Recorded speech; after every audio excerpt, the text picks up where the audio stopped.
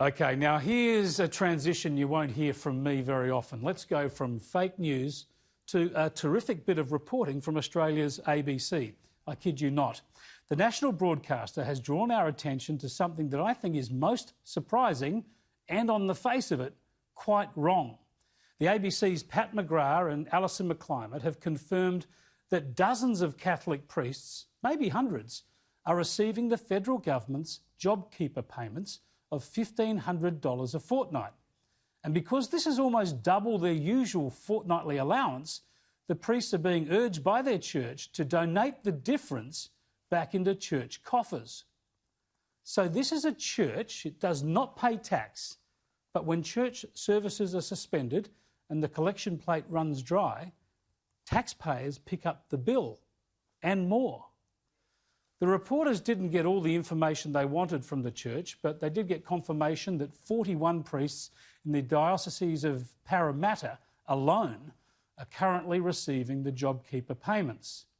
And let me quickly add, there is nothing improper or illegal going on here. It's not even lacking transparency. This Australian Tax Office advice clearly sets out how religious institutions can access the payments. And in a letter in a Catholic publication last month, Archbishop Anthony Fisher said the church was grateful that through the hard work of its staff, the government was persuaded to extend JobKeeper to clergy and employees in parishes. My only criticism of the ABC story was that it focused solely on the Catholic Church. They do love a bit of Catholic bashing at the public broadcaster, and I presume other churches and religions are able to access these payments too. We've contacted a range of them, Anglican, Uniting, Muslim and Jewish, but we haven't had any responses yet. But here's the thing. We know times are tough. We know church gatherings were banned for a while and they're only just starting to come back.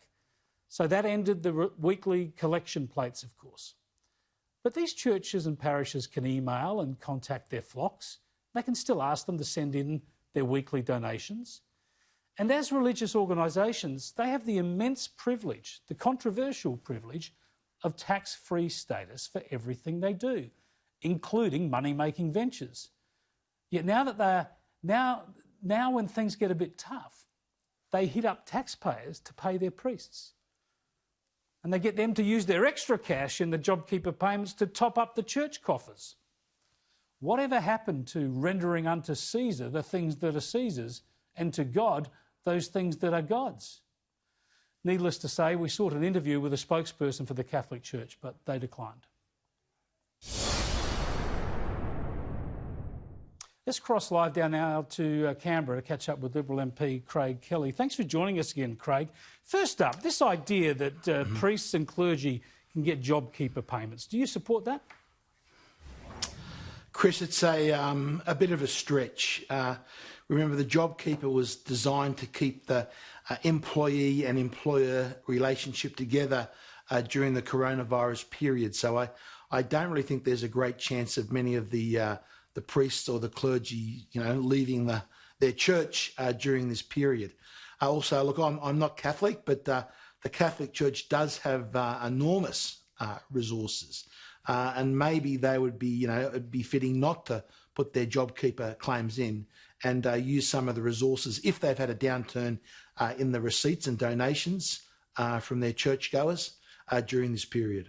Well, with a name like Kelly, you're not being a Catholic, that surprises me. I'm a Kenny. I was certainly raised a Catholic. And look, I've got a lot of time for the Catholic Church. I defend it against some irrational attacks at times. But what you're saying is crucial. The JobKeeper payment is to maintain the relationship between the employer and the employee. Now, these people aren't going to leave the church. The priests aren't going to run away because of the coronavirus pandemic. Right. So at the very least, if you thought that there was any payment required, it should be job seeker, or the normal dole payment. But I would have thought, they rely on the donations of their parishes, that they should still be able to rely on that. Sure, look, Chris, you don't, as you said, they refused an interview, but and I don't want to be here defending them, but maybe they are using some of that money to, substitute some of their charitable work that they are doing. I don't think it's the the priests are going out and spending that money having a good time sort of thing somehow. Well, quite the opposite. I'm not suggesting anyone's living high on the hog. In fact, it's very clear from these reports that the church is saying to the priests, you're now getting, through JobKeeper, you're getting double what we used to give you. How about you voluntarily donate the rest back? But it just seems extraordinary that taxpayers are asked to tip into the churches here when they don't pay tax in the first place, and as you say, there are various other means they can sustain themselves. Yeah, look, Chris, none of us down here in government are going to say that the JobKeeper scheme is 100% correct. This was brought in an emergency circumstances. There's always going to be some anomalies.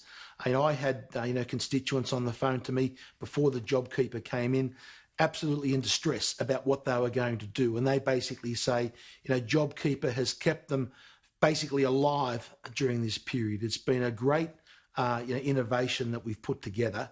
There's always a few hairs on it. There's a review coming up, I think, in the next week. And I think that's one of the things you'll see maybe change in the review. Just to clarify that, then you're saying, or you're at least calling on your own government to make sure they review this JobKeeper for the clergy during this review that's going to be revealed this month?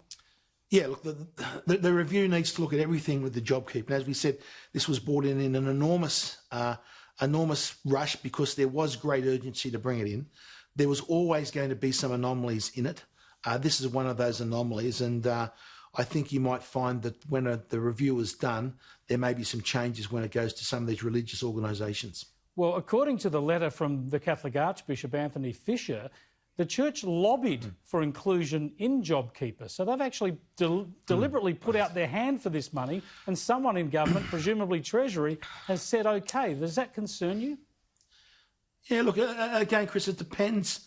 I think you look at it on the circumstances by circumstances. It depends on what the church is actually using this money for. I think you'd find a lot of churches, their donations at the collection plate, as we would call it, are substantially down. And that money that they would get in donations, you'd probably find the majority of it would, not go for infrastructure or for, luxurious expenses, but would go to help people that really need some assistance and really need some help, which is a lot of great work that our churches do. But this is taxpayers' money. That they are taking is being used for that. Money. The churches don't pay tax. That is, Chris. And taxpayers who are atheists or anti-religion know that some of their tax money is effectively subsidising these churches now. Well, look, Chris, remember the churches also do a lot of very good charitable work, helping a lot of the very disadvantaged people in our community. Yes, but now, we know about government grants for that. This is JobKeeper payments. Oh, yeah, but there's, Chris, also, I'm saying the collections that the church have, the income that the church receives throughout the year, a lot of that money goes into helping, the most, the people that really are down on their luck and really need some assistance. Now, if that money's fallen off the edge of a cliff because of the coronavirus, I think that if the churches are putting that money to use to helping people that are really struggling, I think this is why it needs to be looked on a case-by-case basis rather than sort of, ruling lines out with a thick black texter. Yeah, well, you're doing a good job of trying to defend the church and the government at the same time, but you're obviously not comfortable with it. Do you think when this review is announced, when the changes are announced to JobKeeper, there needs to be a line drawn through this completely? No more JobKeeper payments for clergy? I think I would like to say it for some of the rather large religious organisations, Chris, especially ones that have substantial resources. And if that money has been shown that it's just simply going to if the review shows that that's just been going into the church and not actually being used and put to good purposes, I think, yes, let's put a black line through it.